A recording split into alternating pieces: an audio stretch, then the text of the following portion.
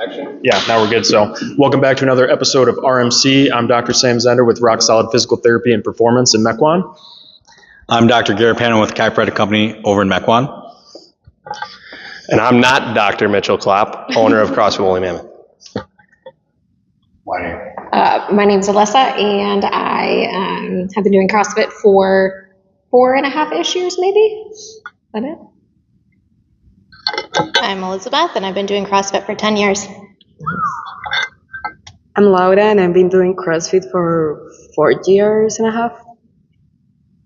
I'm Heather. I've been doing CrossFit for probably 2 years, but 1 year straight here at Woolly Mammoth. I'm Jess. I've been doing CrossFit for about 3.5 years. Awesome. So if you were with us last time, we were talking about how we were going to have this panel of all these gorgeous ladies helping us out with figuring out the whole process through pregnancy and fitness, as well as chiropractic and physical therapy, and how it can help us and benefit us during this whole process. All right. So, why don't you lead us off? Well, for everyone watching and the ladies here, do you want to, gotta go further back. Gotta be careful with this clip here. Do you want to go and say, if you are pregnant, how far along you are, or, how many kids you've had, so that way there's another frame of reference as well, instead of as on top of your fitness level? I wouldn't hear. Yep. Very coordinated. We'll get the pass thing going. Yeah. I have 4 kids. Don't know about fitness level. Yeah, okay. I've got 2 kids, but one very soon. That's a pop. Here. I have one almost 5 months baby. I have 2 kids, and both went through CrossFit. And then I am actually pregnant with my first. I'm at almost 22 weeks, so in the middle. Very cool. Yeah. So different fitness levels, different length of doing CrossFit and fitness throughout your pregnancies and during your pregnancy right now. What was your mindset when it comes to movement, CrossFit, and just managing the landscape that is motherhood while being pregnant? I mean, for me, like being at the beginning, so I have a background as an occupational therapist in pediatrics, so I have also a little bit with adults, so I feel like it's interesting, like taking that background and that knowledge and knowing the things that I can do, especially also being a coach here, like the things I can do to help myself, to help other people, and then just knowing like how do I set myself up for the future, right? I want to be able to jump on a box after I have a baby and not feel like I'm going to pee my pants. Like, I think those are all important things. And, since starting CrossFit, I've been growing and doing more and getting more skills. And it's like, how do you balance your growing body and your changing balance and all the things that are happening and still set yourself up and your baby up for the best growth that it can have and you to keep moving and doing. So I think it's been a challenging and very thought-provoking process.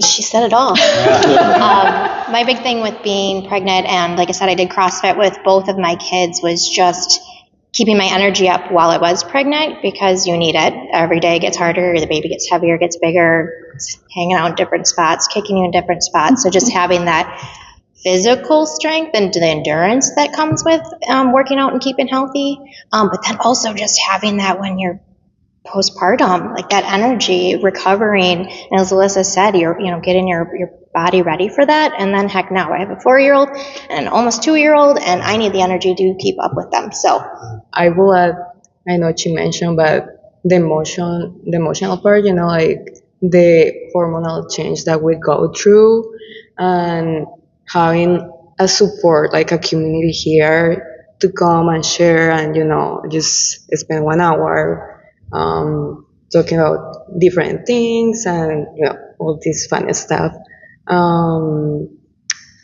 What else? I will say it was amazing.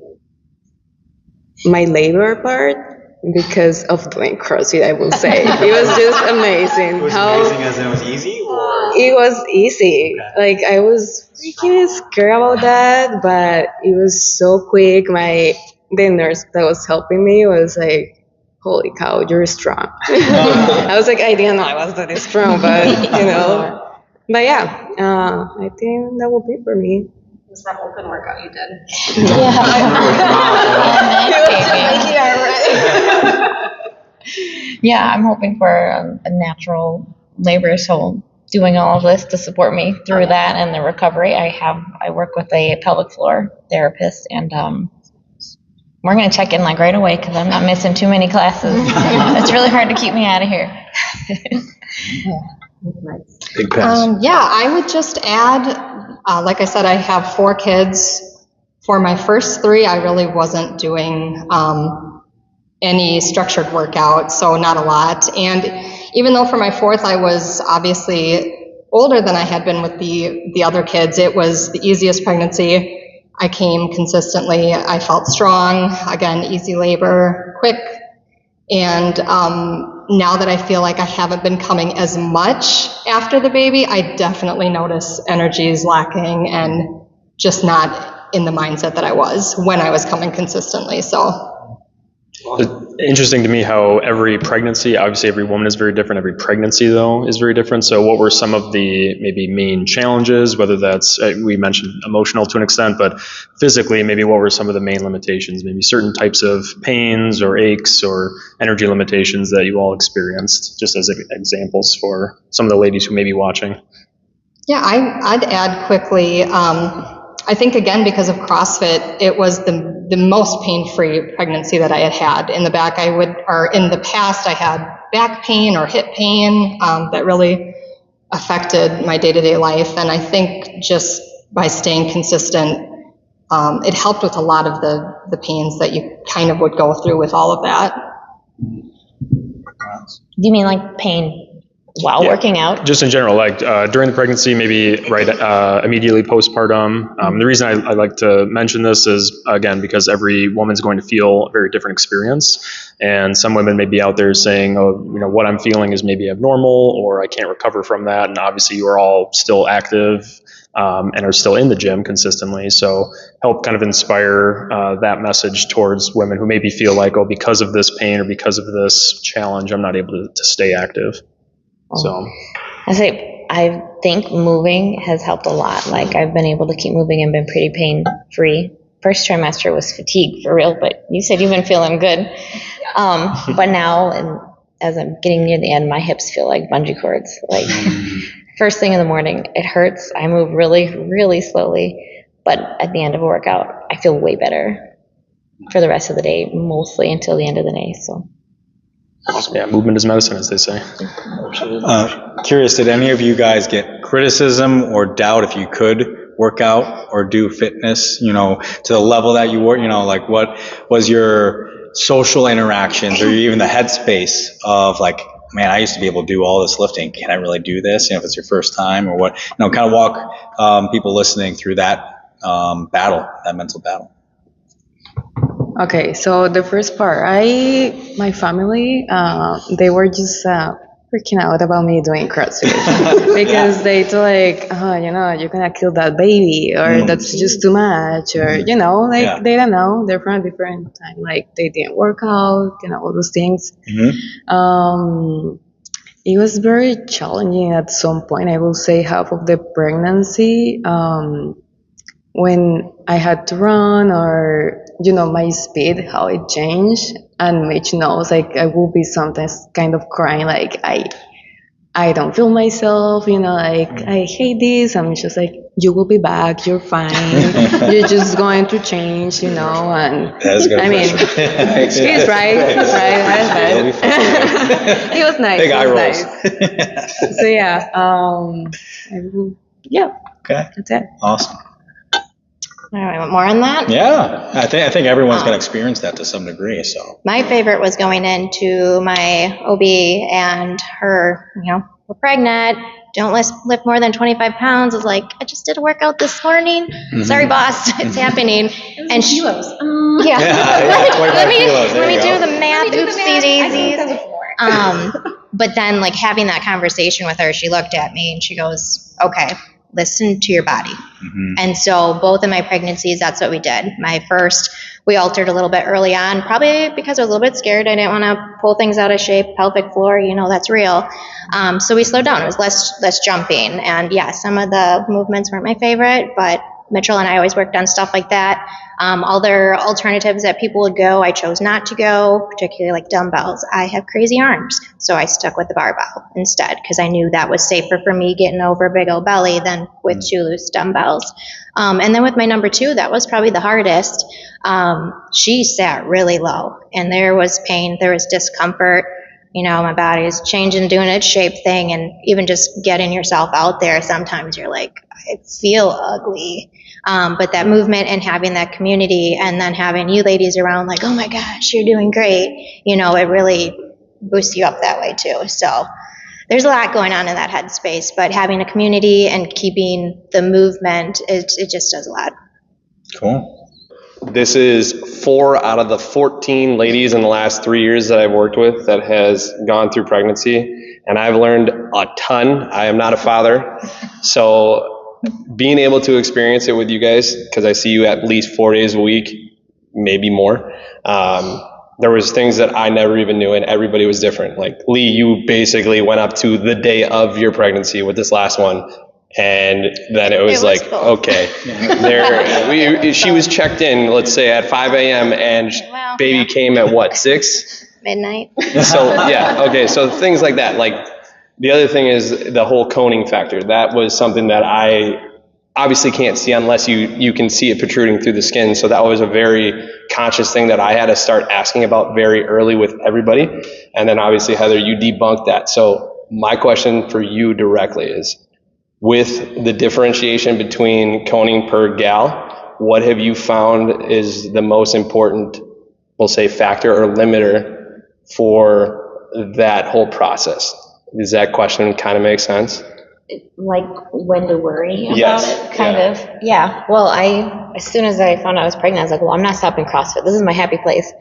So I started listening to and like reading the literature, and there's I think her name is Christina Previtt out of Canada. She's doing a lot of stuff on weightlifting and doing a lot of research on mamas. And they did a whole study, and that's kind of one of those, like, don't lift over 20 pounds when you're pregnant. Like, that's just the thing that they said 50 years ago, and they never have updated. And she's followed a lot of athletes. She has an open survey going on right now, asking for symptoms, and then comparing that to like postpartum issues that you've had. And it's really, how are you feeling? Like, you kicked me off the barbell after I did that was a little bit way too much. It was a pretty heavy wad, and there was a lot of volume. Like, I had some abdominal pain. Yeah. Like, that's clearly, that's doing too much. Mm-hmm. Cool. It's been interesting, like being in my first pregnancy and everything. We had our run workout, and Don't remind us. I did it on my own. There was nobody here, and I was like, okay, I need to be smart about this. This is a lot of volume, but doing like the front squat into the thruster, like I found having weight on the front of my body with more weight on the front of my body, like that was probably one of the hardest things. Like that, like understanding with that abdominal pressure and how things change and growing and having more of this weight pulling on you, like I was so uncomfortable the next day. And I think that was for me a big moment that I was like, okay, like that might be a limitation. Like that might be a thing that you can't do.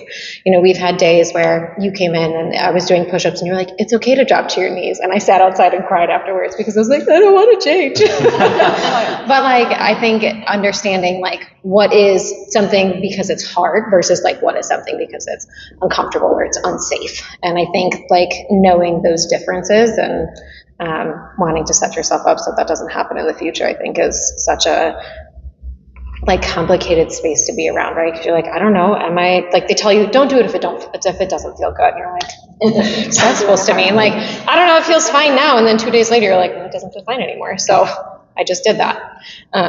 So I think knowing that piece, I think is super complex and can be difficult.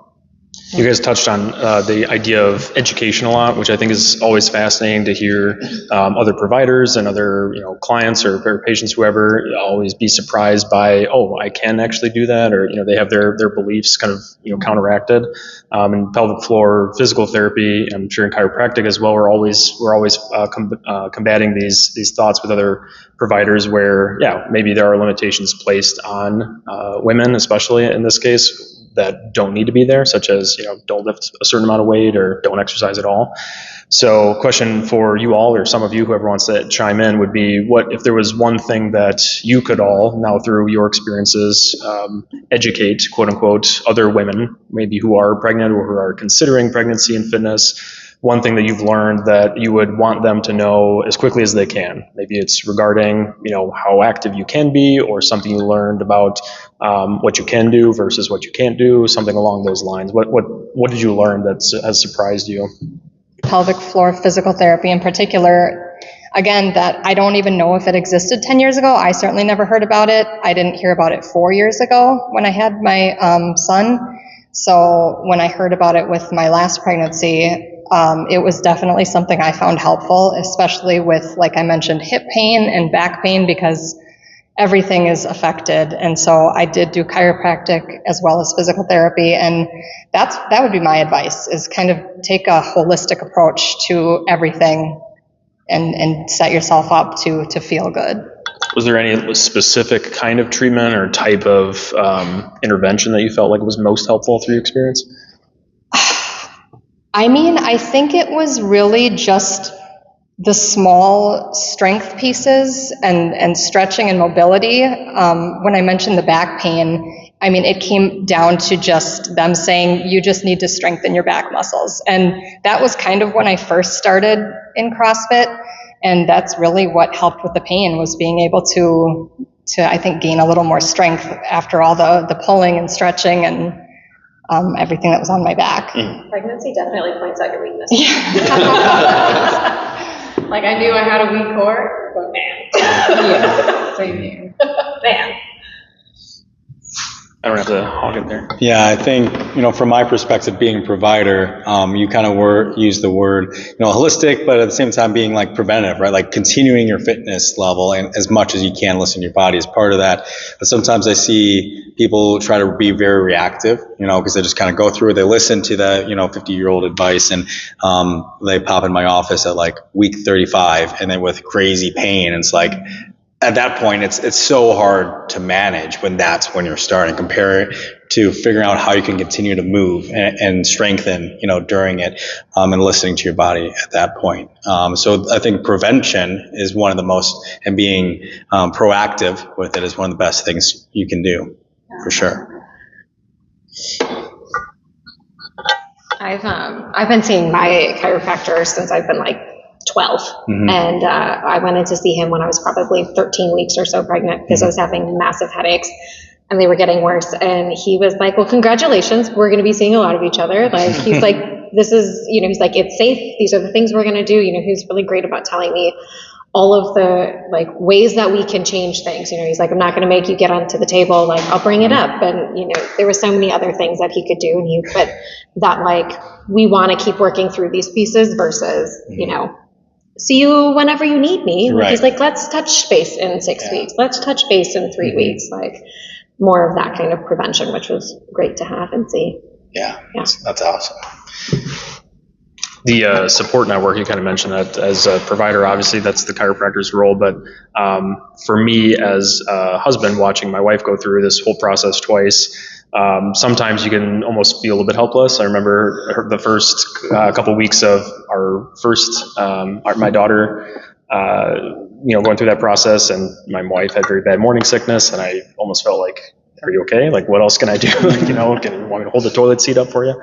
So, as women who have gone through that, though, what would you say to, how would you speak to a support network being valuable? Like, what did you find was most valuable outside of just the fitness realm, but emotionally, physically, spiritually, perhaps, like, all of that ties into fitness to an extent. So what did you feel like was necessary for you that some women who may be watching could make sure they have when they go through their pregnancies? Gosh, I don't know.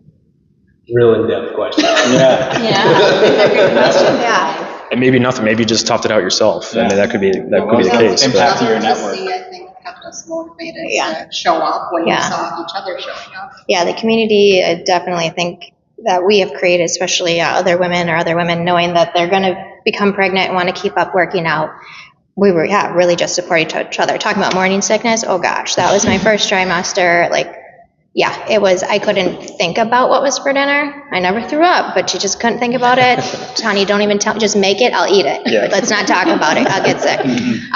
But that was serious in my hardest struggle in the first trimester. Mitchell was clueless, as I'm unemployed and working out 5 times a week, that I was pregnant, I was brewing, was keeping that energy because I was fatigued, just hydrating and eating because it was difficult. So coming and having your environment, just, yeah, really does help you get through. And then if you have a supportive team with your, chiropractic or whatever pelvic floor that you're working on, just all helping you work together towards that final goal.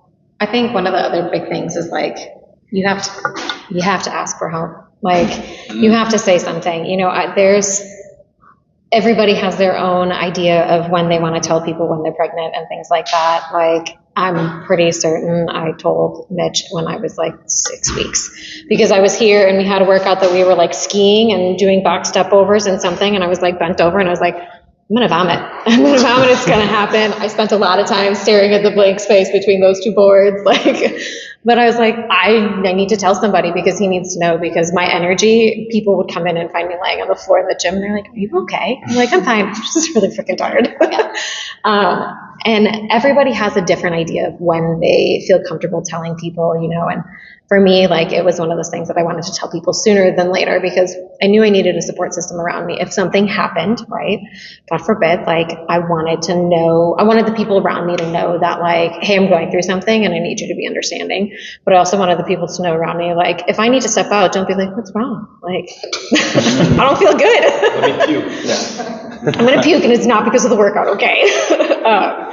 Or like, I was scaling everything. I remember we had one of the, I think it was the Olympic weightlifting total that we did, like right at the beginning when I found out I was pregnant. And Lauda, actually, I said something about not wearing a belt, and she texted me and she was like, why aren't you wearing a belt? Like, it's little things like that it's fun to have that community around you to help you, but like knowing that sometimes you have to ask for help, or you need to like find a person or 2 people that you can just let them know. So that way you're like, if I don't look very good, if I don't feel very good, like, don't say anything about it. Maybe just like quietly check in with me, and then we keep moving on. So I think asking when you need it's important.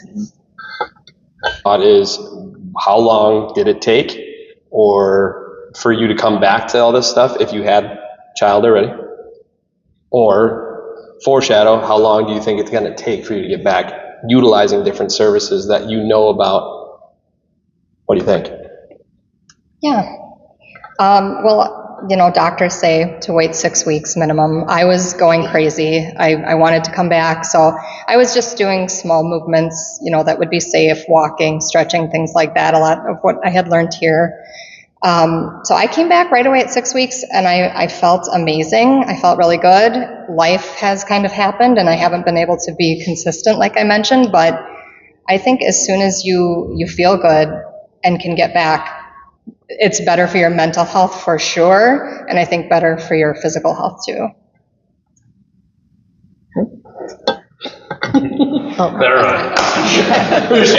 We'll continue this way.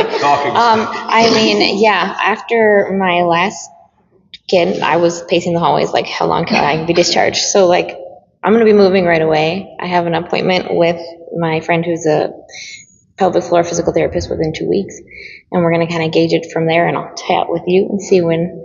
But even if it's just the barbell, I want to get back and get moving as soon as possible.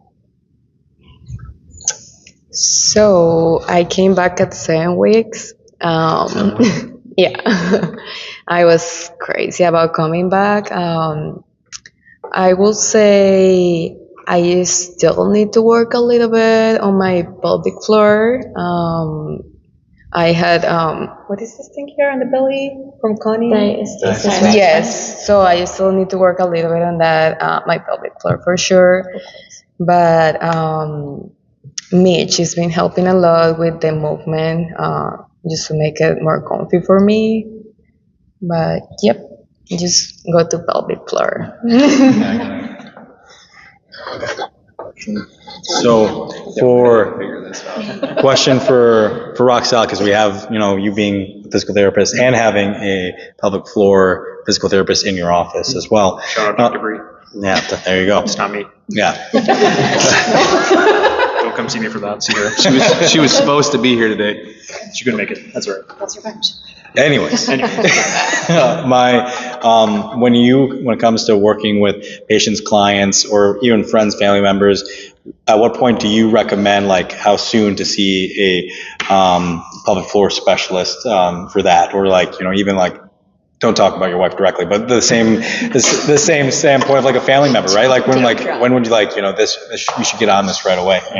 What does that conversation as a physical therapist look like for you? Yeah, absolutely. I mean, I think it starts immediately. Like, there's no reason why the conversation at least can't happen right away. Of course, there's the preparation, prepartum, peripartum, postpartum, like throughout all these phases. And of course, yes, there's going to be adaptations. It's not realistic to say, okay, we're going to be maxing out on deadlift, 24 hours after you just gave birth. That'd be pretty impressive. That would be impressive, yeah. So, but I think even just mentally having the mindset early on that, okay, I can do something. It's not 6 weeks of complete bed rest and going crazy, going insane, and then trying to get back into your routine and being discouraged because now all of a sudden reality has hit you like a truck and you can't do what you used to do, or what you thought you could do.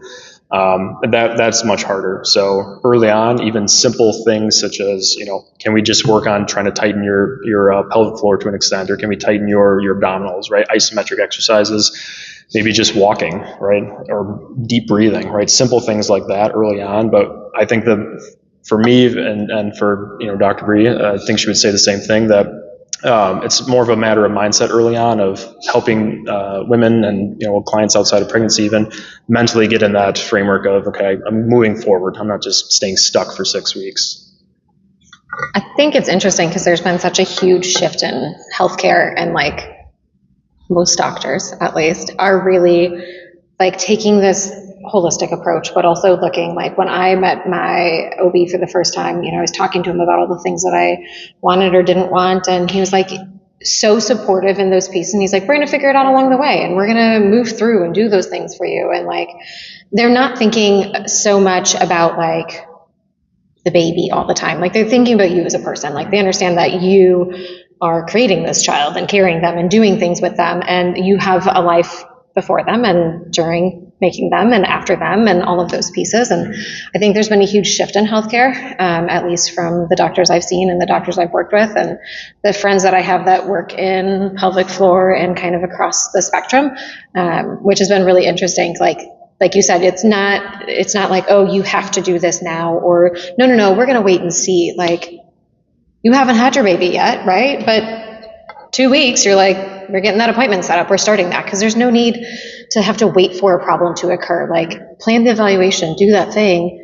And if you're evaluated and you don't need anything, great, right? But like, you're going to get something from it. As an OT, that's what I tell my patients all the time. Like, I'm happy for you to come back and see me. Let's take some time away and then come back and see me. Like, I would be overjoyed to tell you didn't actually need something. But I don't think there's anything wrong in getting an eval and having something looked at, because that person may know something that person didn't. And I think there's been a huge shift for that, which is really helpful. I think similar to that, with the changing landscape of healthcare, to those who have had kids in the past, but it's been many, many years, it's also not too late. I was treating a woman and her son in my office, and the son was, 10, 11 years old. And then his son made a comment and was making fun of the mom because the mom peed her pants while playing kickball. And she was super embarrassed, like, why are you peeing your pants? And she, for 11 years, been still having urinary issues from her pregnancy. And I was like, go see a public physical floor therapist, get some pelvic work done now, and change your life, because she didn't know that was a thing. And so I think even if it's been a decade later and you're still having symptoms or issues, it can still be work that you can work on to get stronger. It's wild, like the uptick in prevalence of pelvic floor therapy, and like the things that we're learning about it, and the conversation that people are able to have about it, right? Because everyone was like, I don't want somebody to pee my pants. Man, it happens all the freaking time, right? Like, and I think it's something that we learn or are learning to get comfortable in the uncomfortable, Mm-hmm. and learning how to have those conversations about those things, or even just being like, I don't know, is this normal? Like, is this normal? Is this normal? You know, you have people that you can ask those questions to, Yeah. whether it's even if it's not a medical provider, right? Like, find somebody else who's gone through it, had a baby, whatever. Your experience is going to be different than theirs, but they're going to probably be like, oh yeah, let me tell you, you know, and I think it's a conversation that's so needed, and people are just finally starting to learn to get comfortable with it. Very cool. Yeah. So to those who have had kids or know people that have had kids, like this is, like you said, it's almost taboo, right? You know, it seems like, and as a male, one, supporting your wife, like I don't know what to do, but Just the first one. yeah. Second one, you just. I'm not trying to burn you, I promise. Where am I going to go with this? I'm trying to say this is almost taboo topics, right? And some people don't want to share these things. So if you know a friend that's been dealing with something, you know, what's something that you feel like more women should be talking about postpartum that, you know, that they can work on and have help, you know, that your friends have gone through, not necessarily you, if you don't want to, no need to be vulnerable. Anything? Yeah. I think mental health, for sure, is kind of like what you mentioned. Now people are maybe starting to talk about it more. But yeah, I mean, with the hormones and with everything, and, you know, I think that, first of all, taking care of your body is going to help because you'll feel better. Having a supportive group like we have, you know, friends or a workout family. But I think the two biggest things for women would be, I think, you know, you mentioned asking for help. So getting your mental health and your physical health taken care of, and not being like it's taboo that I don't feel good right now, whether physically or mentally. And I think it's all kind of connected. So. Yeah, I was going to say mental health. I think even though there's a lot more like PSA around it, we're still afraid to ask for help. I'm stubbornly independent, but I know I'm going to need I'm going to need help and rest. And just, you know, it's hard because you have to slow down. You've got a little one. Like, you have to be like, I just can't get to that right now, or I need someone to do this for me. And it's really hard to ask for that help when you're used to being able to do it on your own, especially when you're not feeling well, and reaching out for the support system that you have around you, or even to a provider if you need more help. And that's the topic with, you know, specifically that one, like postpartum depression, right?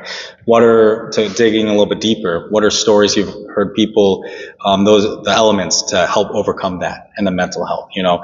Obviously fitness, you know, we've already talked about, but is it therapy? Is it prescriptions? Is it walking outside, vitamin D? You know, like what about postpartum depression stories? Again, I keep saying this because I don't feel like you have to say yourself. So what are stories, of postpartum depression, of what helps people overcome that, you know? Okay, so I wanted to answer this just because this is what I recently went through. So I like to be open about it, and I like, you know, that other people that need it just like learn about it too. I thought I was having baby blues, you know what I call, but at some point it's just didn't start to get better and just start to get worse. For me, it's a little different because my family is a little far, as you guys know. But it started for me to, you know, tell my husband I don't feel well. I think I'm not enjoying my baby, which is hard because we tried this baby for so long. So I started to open myself, and I started to accept that something was wrong. So my first thing was like, I need to go back to the gym. That's my first thing. So I slowly started coming back. It was nice to see people. I talked to people about it. I told my OB I'm not feeling well. It's not getting better. So I just have to accept counseling, and at some point medication. Even though I hated it because I was refusing to do it. But I think just between gym, counseling, and accepting that I was going through that, it's been helping a lot, and I have to say that now it's amazing. I'm enjoying motherhood, and I love my little one, and we have so much fun. So, yeah, my point is just if you don't accept that you're going through that, it's never gonna get better. So, yep. You should be proud of yourself. Yeah. Thank you for being vulnerable. I don't know, it is real. Yeah, it's tough. There's a lot that you go through if you're trying to nurse, or that was my biggest struggle personally. I was bawling. It took us a month to figure that out. He was on the cusp of, you were going to have to go to formula, and so it was really hard. And it's real. And the biggest thing is just, you do have to accept, I think the approach that you take is dependent on you. We know, like you listed off, vitamin D is good. You talk about grounding. Go outside, take your socks and shoes off, and put your feet in the grass for 15 minutes. There's, whatever works for you, but then also understand it's going to be a little uncomfortable at first. It's gonna. Going to a counselor can be uncomfortable. Telling your doctor can be uncomfortable. Opening up to your husband can be uncomfortable, but you need it and you deserve it. So get yourself a little uncomfortable and pick what makes you happy. And we recommend gyms, good food, chiropractic, get that body in shape. I'm not gonna lie, I feel like that's one of the things that I'm most nervous about having a baby in the late fall going into winter. Like being stuck inside in Wisconsin in December, January, and February. Like, I'm not a mall walker. Maybe I'll turn into a mall walker. I don't know. Talk to me later. You might find me in this gym just walking circles. Like, I don't know. You're getting us all nauseous. Can you please stop? Don't worry, we'll go the other way. I understand that vestibular input is important. You have to go both directions. But I think that's one of my things that makes me the most nervous about having a baby. Later in that time, I'd like to be outside. I'd like to do those things. Mm-hmm. If I'm standing outside in January with my feet on the ground, please check on me. There might be a problem. We might have some other things we should discuss. But yeah, I think that's a challenge. I think that's like one of those things that's out there for me, having no concept, like what that's going to be like. So. Well, you're thinking about it already, so let's start. You have no idea the things I'm thinking about. All the time. I mean, you probably do, but. I'll wrap it up. Yeah, absolutely. Yeah, we're gonna have a hard time packing all this awesome information into one video, but thank you very much, ladies. I think the biggest thing for all of us was just highlighting some of the things that you guys touched on, which many women and men and everybody involved in this whole process maybe don't want to talk about. So you guys bringing that to light is a huge help. So. Anything else, gentlemen? Yeah, really appreciate it. The vulnerability, the explanations, all of it, it's helped tremendously. Mm-hmm. Obviously, like I said, I'm working with you guys a lot. I'm learning a ton as I'm going through this with you. We appreciate you guys coming out and talking to us for the last 40 minutes. And any other things? You go, fitness queens. Yeah, for real. Thank you very much for tuning in to RMC. We'll see you next time. No sign off.